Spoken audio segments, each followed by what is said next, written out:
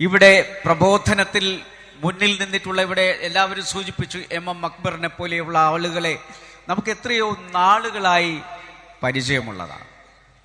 ഒരിക്കലും ഒരു സ്പർദ്ധയുടെ വാക്ക് അല്ലെങ്കിൽ സ്പർദ്ധയുടെ ഒരു പാഠം എവിടെയെങ്കിലും പറഞ്ഞതായി ഞങ്ങൾക്ക് ആർക്കും അറിവില്ല.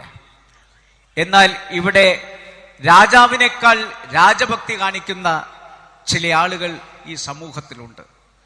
അവർക്ക് മറ്റുള്ളവർ അവരുടെ വിദ്വേഷം പ്രകടിപ്പിക്കുന്ന പ്രസംഗങ്ങൾ നടത്തിയാലും അതിലൊന്നും UAPA ചേർക്കുന്നതിന് വേണ്ടിയിട്ടുള്ള വിഷയം കാണാത്തവർ, എന്തെങ്കിലും സമാധാനത്തിന് വേണ്ടി സംസാരിക്കാൻ ശ്രമിക്കുന്ന ആളുകളിൽ ഈ കുറ്റം ആരോപിക്കുന്നത് എന്തിൻ്റെ പേരിലാണ് എന്ന് ഞങ്ങൾക്കറിയുന്നില്ല. ഒരു പോലീസുകാരൻ ഈ അടുത്ത് പറഞ്ഞതായി ഞാൻ അറിയുന്നു.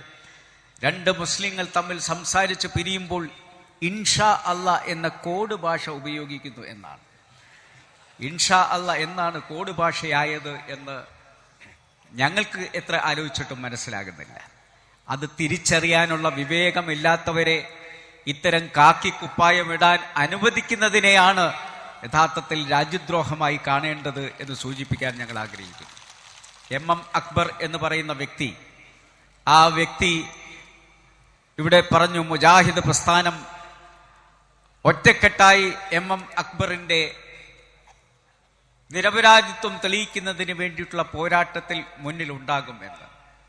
അവിടെ ഈ പ്രസ്ഥാനം മാത്രമല്ല, ഈ സമൂഹം ഒറ്റക്കെട്ടായി ഉണ്ട് എന്നുള്ളതാണ് ഞങ്ങൾക്ക് പറയാനുള്ളത്. അതിൽ മുസ്ലിം ലീഗ് എന്ന് പറയുന്ന പ്രസ്ഥാനത്തിന്റെ പ്രതിനിധി എന്നുള്ള നിലയ്ക്ക് എനിക്കൊന്നുകൂടി പറയാൻ പറ്റും. മുസ്ലിം ലീഗ് എന്ന് പറയുന്ന പ്രസ്ഥാനം ഈ ഒരു വിഷയം ഉയർത്തിപ്പിടിച്ചുകൊണ്ട് തന്നെ അത്തരത്തിലുള്ള മേൽ ആരെങ്കിലും പൂഴിവാരിയിടാൻ ശ്രമിച്ചാൽ അതിനെ തടുക്കുന്നതിന് ഞങ്ങളുടെ കരങ്ങളും നിങ്ങളുടെ കൂടെ ഉണ്ടാകും എന്ന് ഉറക്കെ പറയാൻ ഈ സന്ദർഭം വിനിയോഗിക്കുകയാണ്.